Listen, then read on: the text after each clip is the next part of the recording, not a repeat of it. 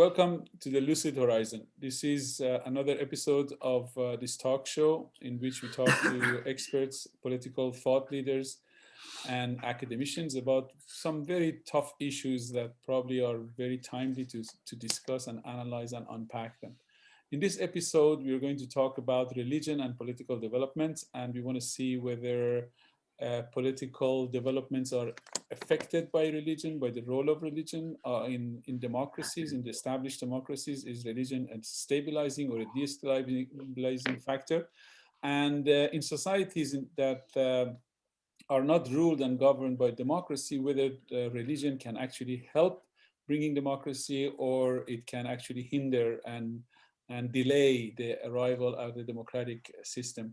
My thoughts right off the bat is that I've always been amused and obsessed with the question of whether religion can bring a certain amount of social cohesion so that people see themselves connected. Is that the reason why religion has become so important in democracies and in undemocratic countries? And is the role that religion plays, is that role the fact that it helps to establish a common framework for the entire nation and create a cultural homogeneity with respect to having a large group of people, sometimes a nation, sometimes a tribe, sometimes, smaller groups, to adhere to certain values and commonalize these values. For instance, in the US and in some of the other democracies that have really managed this task of separation of church and state, we still see that homogeneity in some ways are happening in the form of the name of God on their dollar bills or taking the oath of office on the Bible. And I'm just asking the question of what is this magic role that religion plays that even democracies who crown themselves with the achievement, with the miracle of separation of church and state, are still invoking religion. I mean, we saw it in the last presidential elections in the United States, and we see in some Islamic republics and some religious tendencies in governments across the world and across the universe. So what's your thought about why religion plays such an important role and whether the role it plays helps or hinders democracy? Thank you very much. I am pleased that we are focusing on the role of religion in political development and democratization of nations. Your introduction was very helpful, Professor Kangerloo. Let me start by first talking about what religion is to begin with, and what political development is, and how the two may interact, connect in a positive or negative direction for both sides. Religion, bottom line, is faith-based. Religion has only one or perhaps two purposes. One is it really is a purpose of salvation. It wants to help people, okay, to become saved from Satan and get connected to the God that. So it really has a metaphysical purpose. It isn't all that concerned about today's world, the material life. Even if it is, it tries to regularize that material world or those non-spiritual life in a way that would lead to the salvation of the people and making them increasingly closer to their God, whatever that God is. There are for different religions, there are different types of gods, but nonetheless, the purpose of religion everywhere is to get the people to get closer to the God, because that is the way to their salvation. Now but therefore, by very definition, by the very nature of religion, it is not a secular phenomenon. It is not concerned about secular stuff. It is not concerned about the material stuff. It is very much like a spiritual faith-based. It doesn't let you ask why. It doesn't allow you to philosophize or theorize about anything. It's basically faith-based. So it is very important to understand this part. And as opposed to, of course, there are so many religions, and different religions have different belief system, and therefore, I mean, to theorize religion as if it is something that can be applied, a theory that can be applied to every nation, to every geography in the world, it's going to be tough because it's very specific. There are so many religions, there are so many ways of thinking about the faith, the God, the salvation, and all of this stuff. But before I go further, let me say what political development is. Well, political development, a different name for it is democratization. That is, which by definition is a secular phenomenon. In religion, we are talking about the relation between people and God.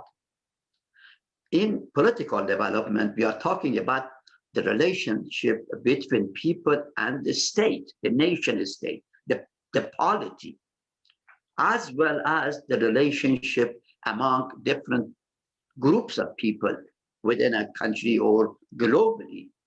So when we talk about democracy, democratization, we are largely talking about a secular phenomenon. Democracy is not about the relationship between people and God. In there is no democracy. God is the overarching power, and you cannot touch that power. You cannot question that power. The only option for you is to obey that power. It's just pure, plain obedience to a source called God. So therefore, when we talk about religion, we cannot talk about democracy, because religion is about the relation between people and their God. And that is not a democratic relationship. God has already told its people what is good and what is not. And if you don't do the good thing, you go to hell. You will pay for it. And you cannot get close to the God. If you do good, yeah, maybe you can go to heaven, you get closer to the God, and you will be saved.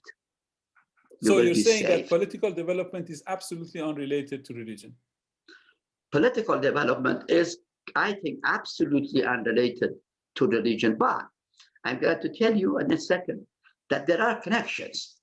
There are connections.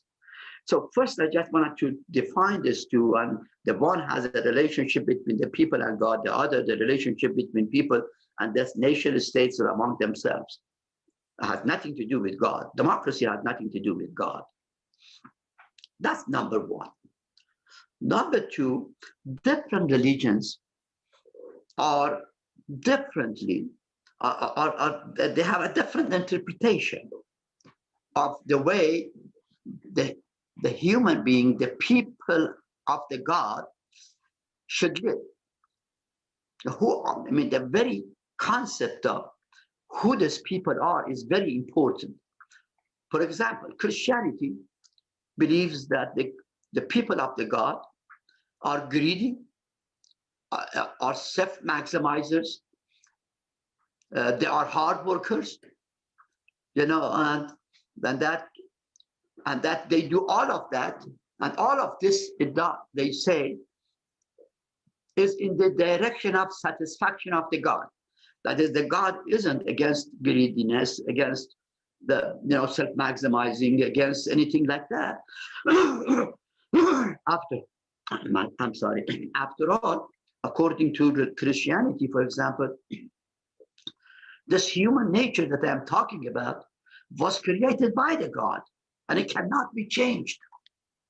There, God created human being as a greedy person, and therefore that greedy person acts on the basis of its interest, and that maximization of that interest is acceptable to the God, because after all, it is the God's work.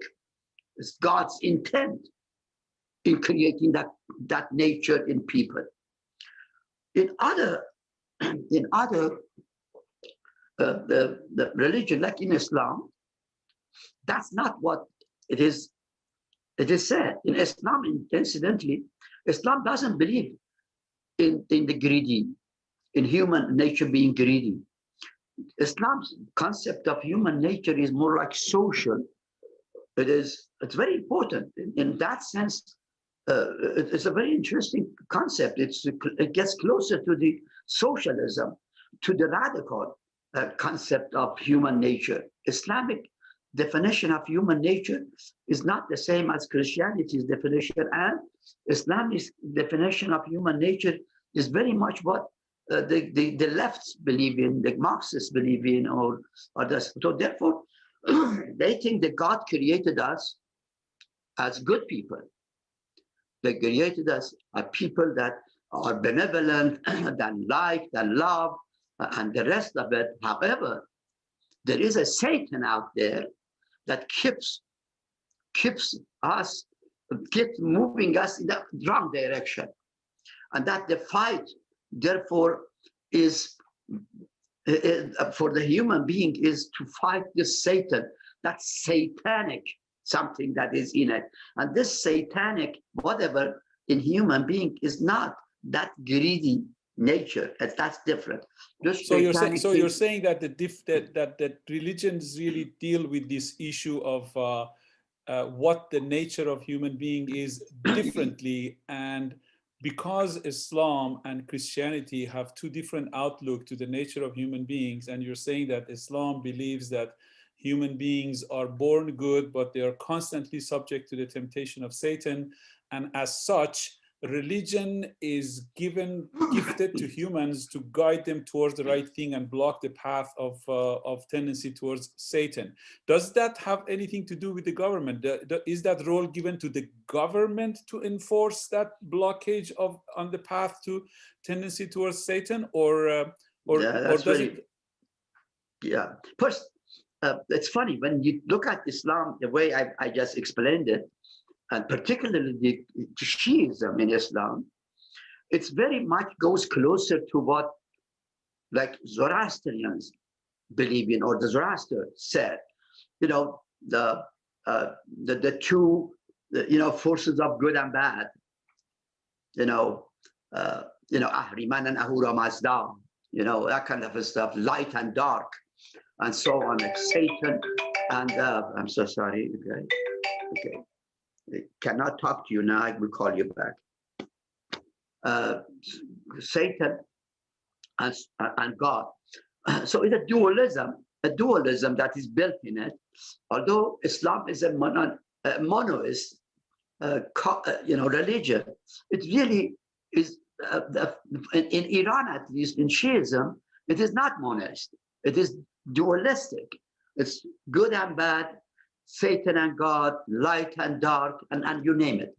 But so what I'm saying is that in a way, Iranian tradition had a major impact on Islamic development, certainly in the development of Shiism as a religion, and also as a political thought.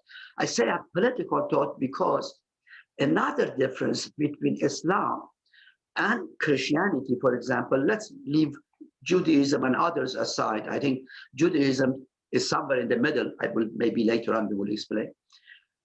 Is that in Christianity, because they believed in the individual freedom and individualism, in the individual being a greedy person that can maximize its interest and knows how to maximize it based on rationalism and so on.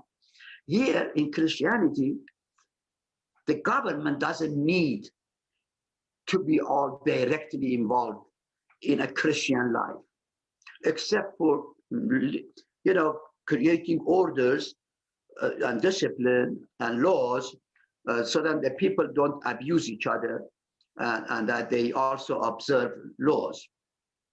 In Islam, from the day one, Islam was a political ideology.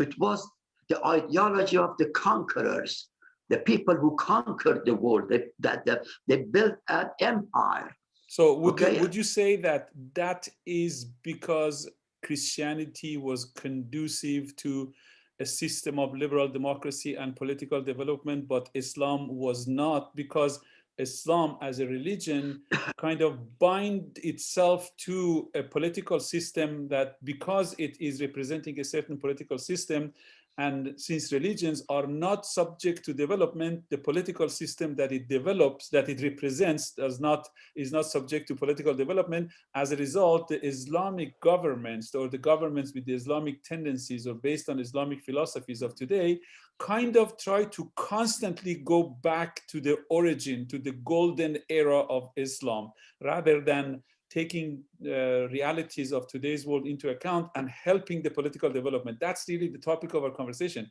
Whether these religions, I mean, in this particular case, we are emphasizing on Islam and Christianity. Are these two religions something in their nature that makes one more receptive and conducive to political development and one doesn't? That's right. I think that's what I'm trying to get at. I mean, Christianity is largely based on individualism and on human nature being greedy and so on, while Islam is not based on individualism.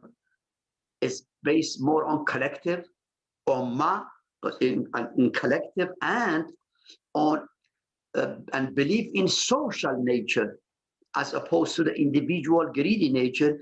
Here, Islam focuses on social and benevolent nature of human beings, except that in this social benevolent nature really is always struggling with that satanic force. And this is extremely important to understand, and therefore Islam acts like socialism. They do believe in a force, something out there aside from God, that will keep this benevolent social nature intact, that fights that satanic nature. And here, therefore, Islam becomes very social, political, and has a claim on politics. It says, I have to be in politics, I have to govern the country, I have to govern my people, so that I am in control of their social nature against their satanic nature. So always there to order those people not to do A and B, but do C and D, for example. So here is, you have a key, very big difference between Christianity and Islam. And when you believe in human nature being social, when you believe in that, that's the right thing, and that is always under attack by the satanic forces, then you allow yourself to take over and protect that social nature. And the only way to protect that social nature is to be in the government, in politics. And therefore, Islam has from the day one been after politics to take control of power, and they use the power to sort of protect the God's people. But in God's people, their social nature, and that's so, because if you don't protect the social nature, and if people go in the other direction, then they will get away from the God. So in Islam, you're saying that in Islam, it is prescribed and it's been advised to use political means to achieve some kind of a social justice and economic justice of the type that you're defining as socialism. But we all know that Islam condones the accumulation of wealth. Accumulation of wealth is not forbidden in Islam. Actually, as long as you pay your religious taxes, you pay the share of the imam and the share of the clergy and the share of the religion, you're allowed to accumulate wealth as much as you want. And so if you think about it from this point of view, it seems to me like Islam should be really the natural house and hospitable to the development of capitalism. And we know that capitalism is really the house of democracy. Democracy was developed because of the Call you back. I'm in the program. Because of the fact that capitalism requires liberal democracy in order to actually maximize its profit, maximize productivity in society, and maximize the benefits of capitalism to as many people as possible. But then we see that that Christianity is the one religion that develops capitalism, organizes capitalism, brings some law and order and rules of law to the capitalist world, and eventually the liberal democracy comes out of that. Why is so?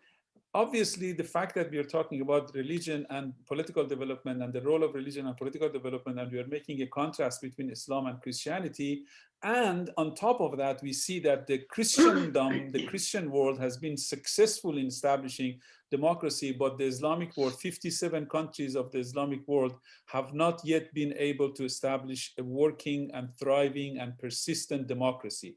Is it right to say that it has something to do with religion? And in this case, Islam is actually acting as a hindrance to political development? Yeah, very good. First, you have to distinguish between theoretical Islam and practical Islam. What we were talking about was theoretical Islam. Basically, I was saying the way we understand how Islam thinks about human nature, about God, and the protection of the Muslims and so on. The second, of course, there are different versions of Islam. So we are not talking about one religion in Islam, and particularly the difference between Sunni and Shia Islam is tremendous. Okay? And in fact, what is happening in Iran is Shiism. It's not Islam the way it is practiced in an Arab country. It's very funny. I am a Shia Muslim. I had a colleague whose office is next to my office, is an Egyptian Sunni Muslim. Believe me, I never remember when the Eid al-Fitr is, or the Eid al-Qurban is, all of this religious the traditions. Every time in the last 30-some years that this man has been next to me will come to my office, say, Hussein, remember tomorrow is Eid this or Eid that. Are you going to be in the mosque? And yet this man is as secular as you can think of. I mean, absolutely modern. A Harvard graduate, absolutely good. But what I'm saying is, for Arabs, Islam, the Sunnism, is a way of life. It's not a religion in the way that it is for us Iranians. Islam, for us, is a religion the way, the Shiism has defined. In the Arab world, that's not the case. When it comes to Friday, every place in the Arab world is closed and everybody is in the mosque. This has nothing to do with religion. It is just a tradition, as a ritual. They just go there. But in Iran, if you don't take a God after an Iranian, you're not going to go to mosque or to pray the Friday prayer. I think what I'm saying is that first you have to understand that the Shiism is an Iranian phenomenon to a large extent. It's mixed up with Iranian tradition back to 4,000 years ago, or even more.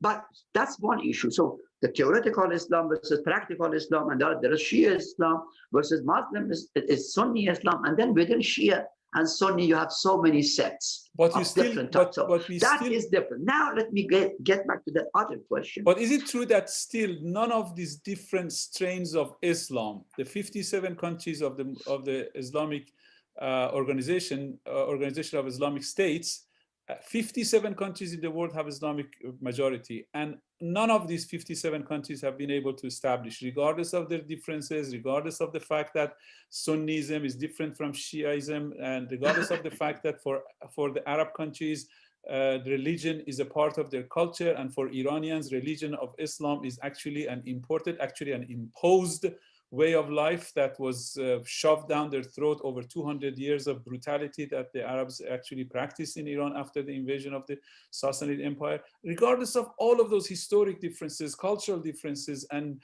geopolitical differences, Islam has not been able to establish and support a persistent and continuous system of democracy the way Christian world has been able. So why shouldn't we attribute that to the religion? Yeah, first, there are Islamic countries that have become democratic, or at least semi-democratic, and are in that process. Turkey is one, Malaysia is another one, Philippines, Indonesia, a lot of countries have moved in that direction, although it's not complete. In fact, if you look at these countries that I just gave you the name of, these are non-Shia countries, Sunni countries. In fact, I believe Sunni religion is closer to an idea of democracy than Shiism is, because Shiism, as I said, is a very much like a commanding religion.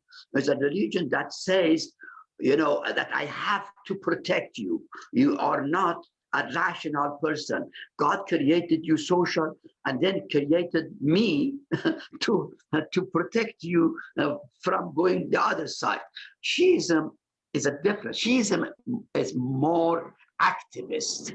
Shiism is an activist religion, as opposed to Sunnism, and more political than Sunnism is. But besides that, also I have to tell you that Christianity wasn't always democratic. I mean, we had the Dark Age, we had the Church Age. In fact, we had Christians, burning scientists. We had, God forbid, we had times in Christianity that was amazing. The Inquisition period, you have this, crusade and so on. So Christianity wasn't always like what it is. It took some time. In fact, Christianity became what it is because of capitalism. I think capitalism had a major impact on Christianity. And of course, that preceded with colonialism and the fact that the trade of money became very important in Christian life, and that they started building nation states and believing in nationalism. In fact, that's where I will come to. Christianity came before Islam to accepting nationalism, as opposed to universalism, which still is in Islamic mind. So, in fact, we have to understand that Christianity went through a reformation, and Christianity is at least 1,000 years older than Islam. Christianity actually is the religion, is the religion of the age of philosophy and ethic. But Islam, historically I'm talking about, was born in the age of politics. When 1,400 years ago, when we human beings entered the life, we entered also a political world. Before that, the world was more philosophical, more ethical. It was, yet the science had to develop and all that. But the political, Islam therefore emerged on the world scene in a completely different stage than the Christianity emerged. And before that, even, Judaism. So therefore, Islam is the religion of the age of politics. It is known for no reason that Islam is more political. It is political. Islam emerged in the Arab Peninsula, and right there. And where was that? Canaan, the Palestine now, and the Saudi Arabia and all that. These are lands that existed between Iran and the Roman Empire, and before that, Byzantium, the Greeks. And in fact, if you look at the history of the fights, wars between Iran and those other forces, we call them now West, and Iran representing the East, the Iran representing the East, and the Romans and others representing the West, their war largely happened in the middle. Their war happened in Canaan area, which is the Palestine and the rest of it. And it is during that time that the Arabs are involved on both sides, facilitating wars and making money. In fact, the Prophet Muhammad, his wife Khadija, and many of the Quraysh big guys, the Umayyad, the Abbasid, and so on, they were all big merchants. They were money people. And they made tremendous amount of wealth. And it was, so therefore, it is extremely important to understand that Islam emerged right between Iranians and the Westerns, between the Iran representing the East and the Romans representing the West. In the middle, the Arabs, took over, in fact, destroyed both of them, because Iran and the Islam both were fighting each other. They were both, Iran and the West, the East and the West were fighting. They both got exhausted. And in the middle, the Arabs, making money from these wars and also developing powers, they then started fighting both sides. They went all the way to Spain from that side, and this way all the way to the East, wherever they could go. But so back then and today, they still, in spite of all these attributes, in spite of the fact that, like we said there, Islam is conducive to capitalism, to accumulation of wealth, and mercantilism, and all of that. And, the Islamic rulers, including Prophet Muhammad, has been shrewd businessman who's been, making money from both sides of a conflict between Persians and Greek wars and the Roman and Persian wars, and all of that true. But it has not, in spite of all of that shrewdness, in spite of that, all of those attributes of Islam and differences from Christianity, it has not lent itself to political development. Democracy. No, it cannot. I tell you what, there's a contradiction here. Let me explain. As I said, Christianity did not develop the way we see it now. Christianity had nothing to do with capitalism, with market. It was a very strict religion of the God. Then the Reformation came. With that came industrial revolution in the West, and that preceded colonialism that let the West accumulate wealth and power. Now, Islam, on the other hand, took this capitalism, as a secondary something. It wasn't really, I believe capitalism is not rooted in the Islamic idea.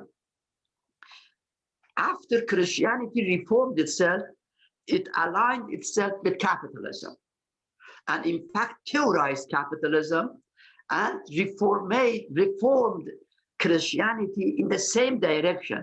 They reformed Christianity as the religion of the individual who are greedy and selfish and self-maximizer, and that was exactly what capitalism needed. So like Max Weber's and others are the father of this whole thing, that their job was to unite, to to align Christianity with capitalism. They basically said the Christian ethic is the same as the capitalist ethic. So basically talked about human nature, hard work, honesty, and so on. But that was capitalism then. We have already spoken that the capitalism has changed tremendously. But in Islam, first, that reformation never took place. So there was never an alignment, a reconciliation between what Islam taught of the people and what capitalism thought of the people.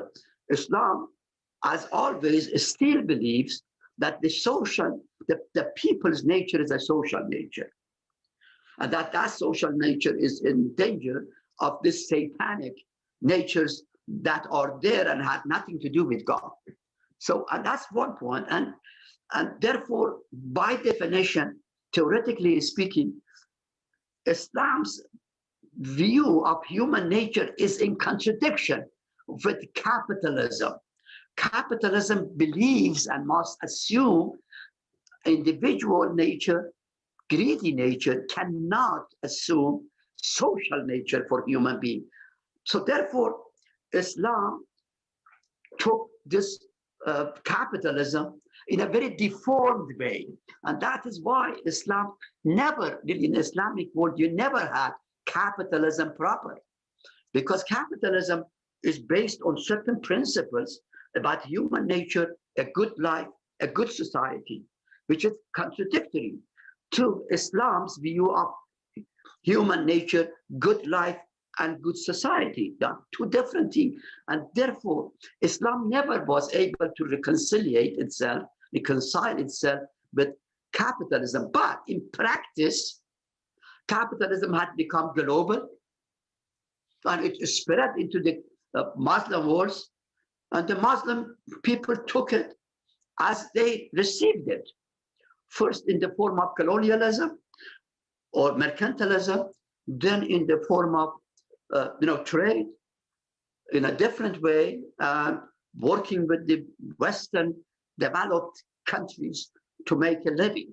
So it was, for Islam, capitalism was never defined and in a way that, for example, for Christianity, it was defined. And there was no reconciliation between capitalism and Islam. In fact, I believe, there are many people say that Islam and capitalism are unanimous, they are the same. Again, practically, yes, I said Islam emerged in the Canaan, the Quraysh tribe, and they were all traders and so on and so forth. But trade has nothing to do with capitalism. So the mistake they make is that they say because Prophet Muhammad was a trader or his wife was a trader, therefore capitalism is a natural something for Islam. One of the important factors that has been advanced by some political theorists and sociologists as to the difference between Islam and Christianity is the right of ownership.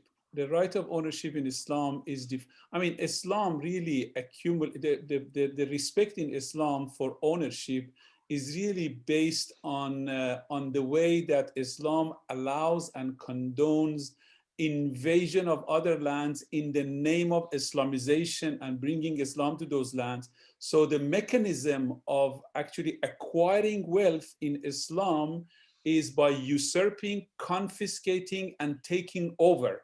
Whether you take over the land or they take over the children or take over the wives of the soldiers, that has been in the past the only way that Islam has been able to expand its realm. But it has never shown ability to create productivity and respect the rights of ownership and allow the human capabilities to flourish by respecting and condoning and defining and regulating the right of ownership by individual citizens. And as you see, even in some of the so-called modern Islamic states like Saudi Arabia, which cannot really be called a fanatic regime, at least they have a regime that is working and operating within the family of nations. They have a king and a crown prince and ambassadors and all the working of the modern states. But at the same time, when the crown prince wishes, he just orders arresting 100 most wealthiest people in the country, and they throw them in Ritz-Carlton and ask them to chip in $20 billion to the prince's treasure chest before they are allowed to be released. And no charges have even been brought against them, no official due process. and this is one of the friends of the United States, one of the friends of the West, one of the friends of the democracies of the world. Now imagine in Islamic Republic, worse than this was done. A revolution happened, and that revolution was nothing but really capturing and confiscating and usurping other people's, assets. All the wealthy people, were either, they were ransacked and their wealth was taken over, and they were chased out of the country. And those who dared to stay, they were executed or tortured or were, marginalized in society. And even in one of the examples that you just mentioned, like Turkey, somebody like Erdogan suddenly, appears in the scene and completely changes the rule of law. He increases the number of terms that someone can run for presidency. He moves the center of power from the office of prime minister to the office of president. And he changes the rules of the separation of church and state. His wife appears with hijab, and he clearly is on the side of Islamic fundamentalism. His foreign policy is quite indicative of, where he's standing and where his heart lies. And and Malaysia and Indonesia also, you can bring similar examples that, these so-called pseudo democracies, they are not really the type of democracies that the West has developed. And one of the magics of democracy in the West, perhaps the magic of democracy that happened in the West has worked so well that we can kind of define democratization as the extent of penetration of capitalism into a society. The more capitalistic, not just accumulation of wealth and ability and the right to accumulate wealth, not that, but actually the law that defines the right to ownership, the law that defines the liberty and the rule of law. All of that is really the achievement that should really be credited to the West and to the Christian world. And Muslim societies have not yet been able to implement the right to ownership and really get out of that aspect of Islam or aspect of religion that seems to be hindering the political development and arrival of democracy in these lands. Yeah, very well done, very well said. Thank you. Let me point to maybe 4 or 5 issues that may clarify our argument. First, of course, all religions are about the relationship between God and people at the last analysis. But as we said, in Christianity, they gradually reformed and they developed a theory for the material life and a theory for the spiritual life. They really were able to distinguish between spiritual and material. Basically, the material theory was capitalism. Bottom line, the theory of the Christians' theory of material life is capitalism, at least since the end of 18th century. Now, the spiritual life, that theory of the spiritual life, what you see from the Pope or from the Protestant guys and so on. So that's one issue. So Christianity was able, in the course of its development, develop 2 types of separate theories for the spiritual life of the people, the Christians, and the material life of the Christians. Islam has not been able yet to come to that point. In Islam, we still are locked up with the spiritual life of the Muslim. Their theory of the material life of the Muslims is a borrowed theory from the West, and because it is borrowed, it is not original. It is a mix. It's a mess.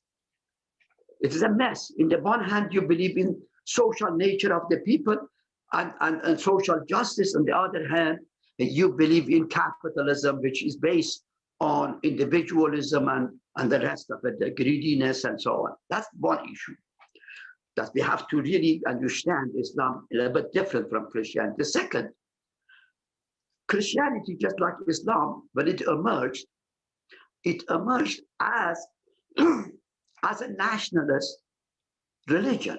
It was a particular place, but they immediately became global. Christianity became a global force, and like colonialism was one example of their global superstructure, or the crusade and the rest of it. Islam, from day one, was universal, was global. Islam was never geographic based. Christianity started with the geographic base, then became universalist, and then with the emergence of the Industrial Revolution, went back again to nationalism, and most recently back to globalism. So Christianity has been able to play in different stages, move between the nationalism and globalism. In Islam, that never happened. In Islam, there was only one philosophy of geography, and that the world geography is one piece, and it is the Muslim geography. And therefore, any Muslim anywhere in the world is where that person lives, is his or her nation. It doesn't matter, it's Iran, anywhere. They don't believe in political lines. But is it fair to say, Professor Amir Ahmadi, that the vehicle that took Christians from nationalism to globalism was capitalism? Capitalism that they developed in the modern form of it, capitalism has nothing to do with the mechanism of accumulation of wealth during the agrarian society. It's a very well-defined system of economy, system of production, that the ownership of the system of the means of production, the division of tasks, the division of law, the rule of law, the individual rights, and the separation of church and state. These are the manifestations, the main aspects of the type of capitalism from which it gives birth to liberal democracy. And that vehicle, the vehicle that was so potent in creating wealth like humanity had never seen before, the amount of wealth that capitalism has created in Europe, United States, and Japan, Australia, and all the capitalist countries is unprecedented in the history of mankind. And that vehicle, because it has such a potent capability of creating wealth, it couldn't be bound and confined within the boundaries of nationalism or a particular geography. So it released itself in the form of globalism, and now is really spreading all over the world. So the reason why Islamic countries have not been able to really even be a part of globalism, they might feel like they are globalists, but they are not really globalists in the sense that an American capitalist who closes shop in California and takes his manufacturing capability to China, really crossing boundaries and really expanding the growth of the company from the boundaries of one continent or one country to another continent, and creates wealth and so on.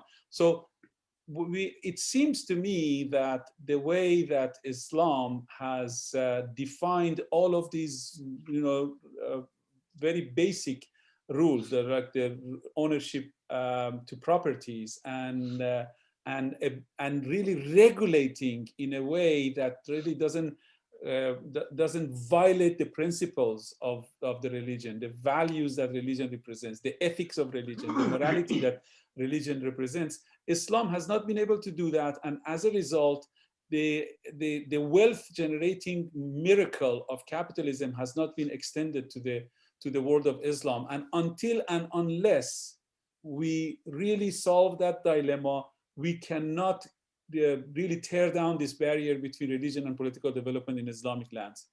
That's very true. In fact, that's why we need Islamic reformation, just like Christian reformation. Before Christian reformation, Christianity wasn't that different from Islam of today. Now, let me tell you, I mean,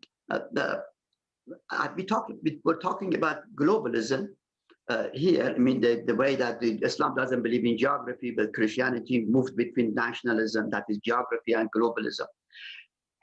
As I said, Christianity was able to develop a theory for material life and a theory for spiritual life. Their globalization is based on their theory of material life and the practice of that theory. That is capitalism in practice, which is the theory of materialism of Christianity. in practice expanded beyond geographies. They developed colonialism and, more importantly, imperialism, and now globalism. In Islam, as I said, that theory of materialism never developed, and then Islam, therefore, never had any direct relationship or a more legitimate relationship with capitalism, and it borrowed capitalism, okay, and it deformed it into something that will fit Islam. Okay, so, and that's extremely important. Why I say deformed here is the issue of property. In Islam, private property doesn't exist. In Islam, according to the theory of Islam, everything on the earth belongs to God. And then God, just like as if... And his representatives on earth. And then there are, of course, I mean, the God then chooses the representative who will own all of this. And that representative then will decide who should hold how much of this wealth for what reason. This is very much like the tradition of the kingdom in Iran.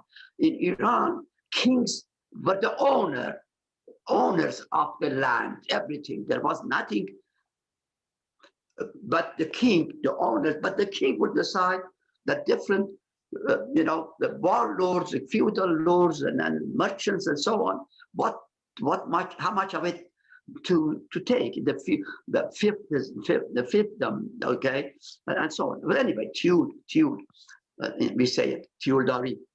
But the point is this: as I said, Islam started with a set of assumptions about human nature, that being social, and that social meant control, okay, politically, and it also meant that control also meant the control of the property by one source.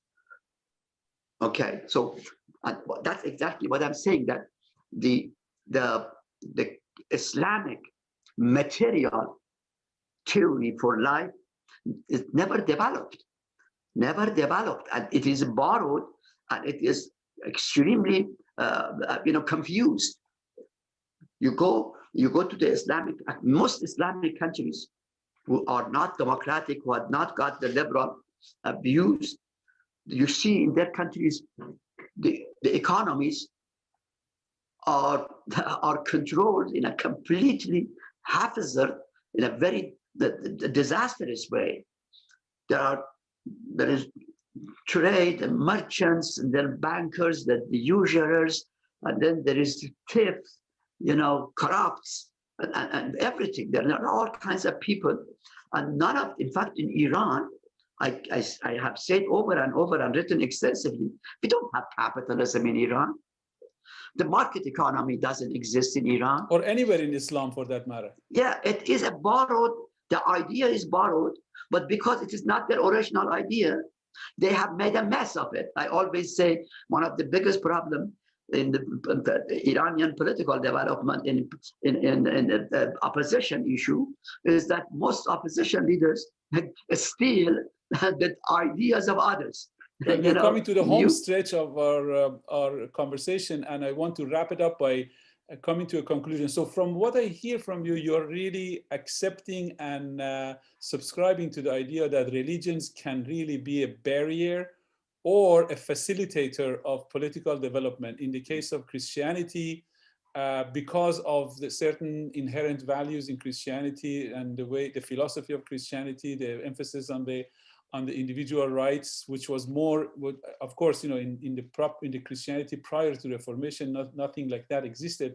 But whatever in the pillars of Christianity, it lent itself to Reformation much easier than Islam did, and the resistance that we see against because Islam because Christianity went through a Reformation, and it gave up the claim over politics and control and accepted a different entity, not the church, but the state, to be in charge of it.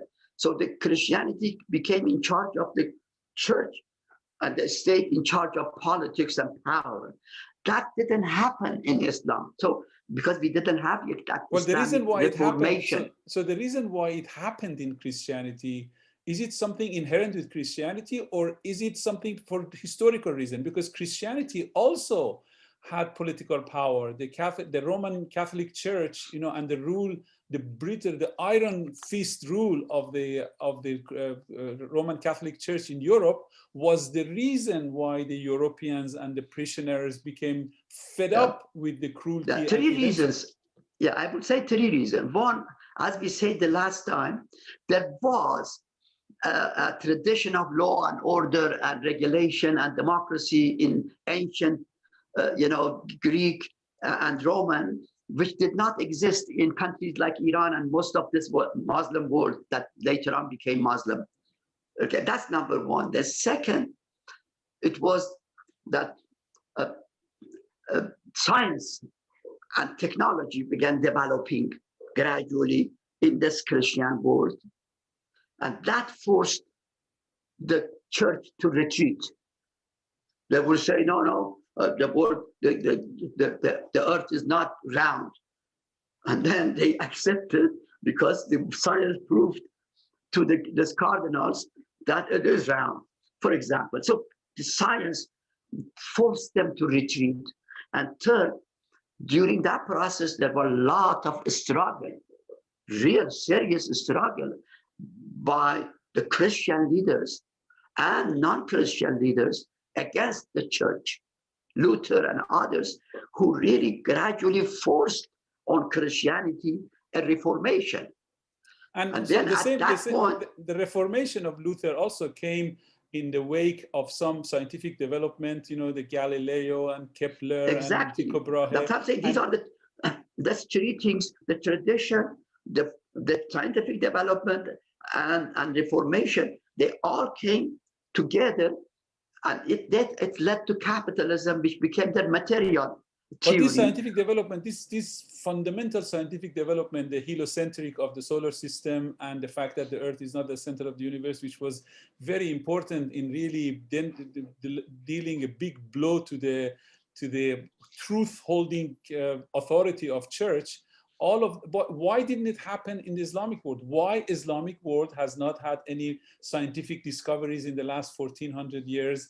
And even adopting the achievements of the scientific discoveries and scientific development of the West, they have not been able to establish a scientific-minded society that requires, if we consider that a requirement for the reformation of the religion, and that has really hindered the reformation of their own religion. We have only 2 minutes left.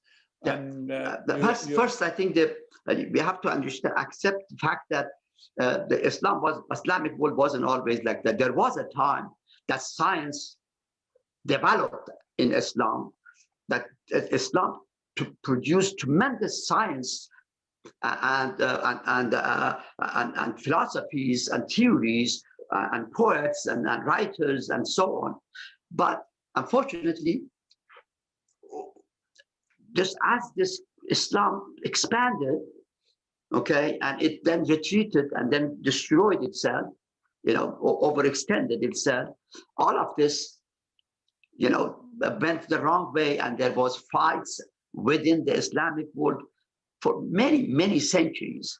So there was no such one, Islamic authority that would control. There was just so many of them. That's number one. Second, therefore, that collapse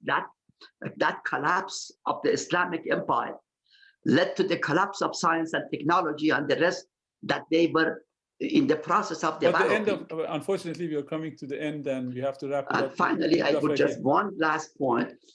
Finally, as I said, I think unless, and again, there was that tradition that I talked about. This collapse happened, and there was no reformation. As long as we are locked up with what it is, Islam and democracy cannot work together. They cannot be together. So I think the consensus of this conversation is that religion does play a role in political development, and some religions are more conducive to political development and some are not. And one of the biggest factors in that aspect of this religion, the characteristic of the religion, is the ability to reform religion. And apparently that has not been done by the thought leaders and the religious authorities in the Islamic world, and that is keeping Muslim worlds from from joining the family of nations with persistent and productive and prosperous societies under democracy. Thank you very much, Professor Amir Ahmadi, for a very enticing and stimulating conversation. And we are going to get together in future shows talking about other issues. Thank you very much, and goodbye to all our viewers.